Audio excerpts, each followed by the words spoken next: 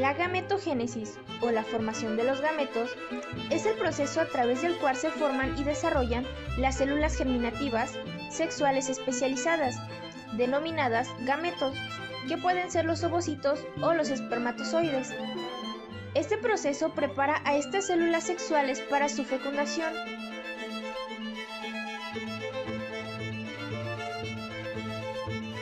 Este proceso consta de 4 etapas. La primera es la migración de las células germinales primordiales.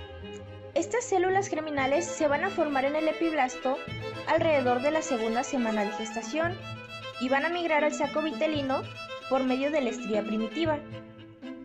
En la cuarta semana, las células germinales salen del saco vitelino hacia el epitelio del intestino primitivo posterior, para después migrar a través del mesenterio dorsal hasta alcanzar los primordios gonadales alrededor de la quinta semana.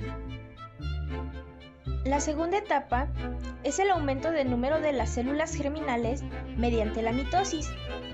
Posteriormente, la tercera etapa consiste en la reducción del número de cromosomas mediante la meiosis.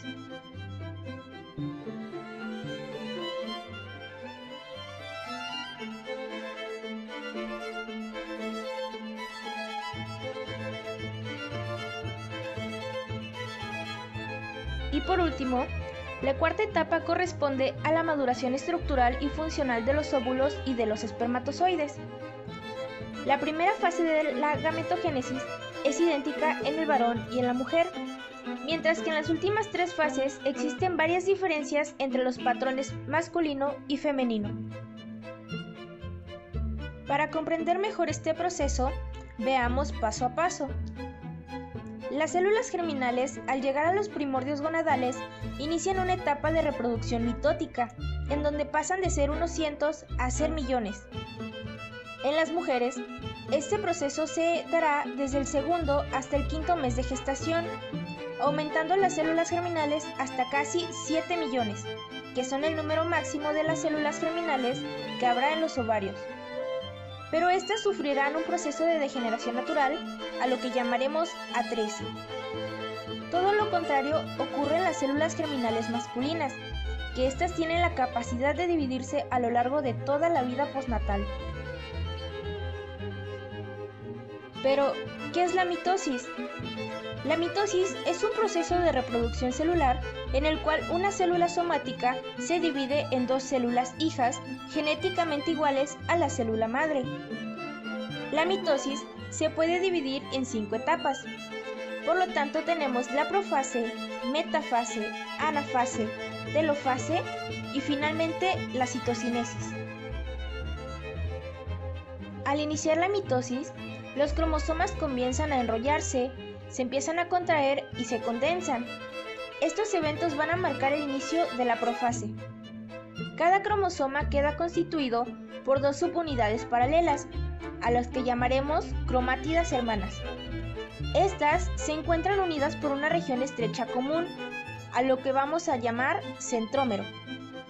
Durante la profase, los cromosomas se siguen condensando, acortando y engrosando, pero es solo en la prometafase en la que las cromátidas hermanas van a poder visualizarse.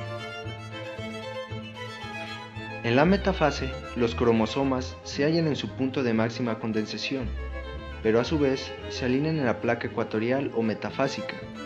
Por su parte, los centriolos se ubican en los polos, de los cuales se desprenden estructuras llamadas túbulos, que se unirán en los puntos medios de los cromosomas. Debido a que no se pueden expresar los genes, a esta fase se le conocerá como fase de silencio génico. En la anafase, los centriolos comienzan a tirar de los cromosomas, hasta separar por completo a las cromátides. Esto se va a producir por diversas razones. Primero, porque los microtúbulos del uso cromático se van a cortar. Segundo, por la acción de la proteína dineína, que es una de las proteínas motoras más importantes asociadas a los microtúbulos. En la telofase se descondensan las cromátides hermanas, reaparece la carioteca o envoltura nuclear. Del uso cromático solo quedarán fibras colágenas, que se unirán a las proteínas actina y miosina y formarán un anillo contráctil. Este anillo contráctil se situará en medio de la membrana celular y comenzará a cerrarse poco a poco hasta dividir la estructura en dos células hijas, las cuales contarán con la misma información de la célula progenitora.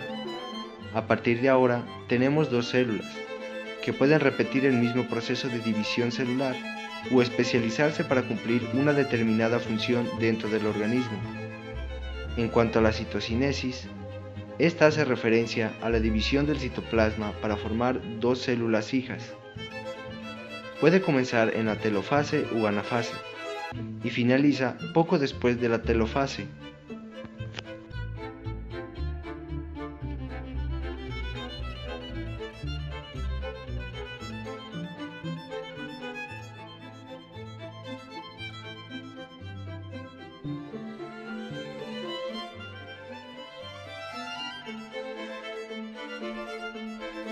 La meiosis es el proceso de división celular que realizan únicamente las células germinales. Este proceso da origen a los gametos masculino y femenino, espermatozoides y óvulos respectivamente. Este proceso consta de dos divisiones meióticas para reducir el número de cromosomas, de 46 a 23, es decir, la mitad. De esta manera se le conoce que pasan de ser células diploides a ser haploides. La ovogénesis es el proceso mediante el cual a partir de las ovogonias se formarán ovocitos maduros, y este proceso comenzará en la etapa embrionaria. Las ovogonias llegarán a las gónadas en la quinta semana de desarrollo, llegando a conformar un número de 7 millones de ellas en el quinto mes gracias a divisiones mitóticas. Sin embargo, la mayoría de estas pasarán a degradarse. Las sobrevivientes se van a pasar a llamar ovocitos primarios. Los ovocitos primarios serán cubiertos por células epiteliales planas, conformando el folículo primordial. Estos ovocitos entrarán en la etapa de profase, sin embargo, esta etapa se verá interrumpida gracias al inhibidor de la maduración de los ovocitos, secretado por las células epiteliales planas. Esta etapa de profase solamente podrá ser reactivada en la pubertad. Justo antes de nacer se tendrán entre 600.000 a 800.000 ovocitos primarios, pero solo 40.000 de estos podrán llegar a la pubertad. Se formará una reserva de folículos para que entre 15 y 20 de estos maduren cada mes y solamente uno sea liberado. La etapa de maduración del folículo comienza 37 horas previo a la ovulación. Los folículos crecerán y las células planas pasarán a ser cúbicas, llamándose ahora células de la granulosa, y de esta manera el folículo primordial pasará a llamarse folículo primario. 3 horas previo a la ovulación, el ovocito primario vuelve a hacer una división meiótica. Como resultado, se produce un ovocito secundario y un cuerpo polar. El cuerpo polar podría volver a hacer una división, sin embargo, aunque de este cuerpo polar se produzcan otros dos cuerpos polares, estos pasarán a degradarse posteriormente. El ovocito secundario entrará en la etapa de metafase. Sin embargo, esta etapa se verá pausada y solamente podrá continuar su división si es fecundado por un espermatozoide. De ser así, formará el ovocito maduro y también un cuerpo polar, el cual será degradado posteriormente. Caso contrario, si el ovocito secundario no es fecundado, entonces este, al igual que los cuerpos polares, también será degradado. Como resultado tenemos que a partir de un ovocito primario se generan 4 células, el ovocito maduro y otros 3 cuerpos polares, que son degradados. La espermatogénesis es la secuencia de acontecimientos donde las espermatogonias, que son las células germinales primordiales, se transforman en espermatozoides maduros. Este proceso se inicia con la pubertad.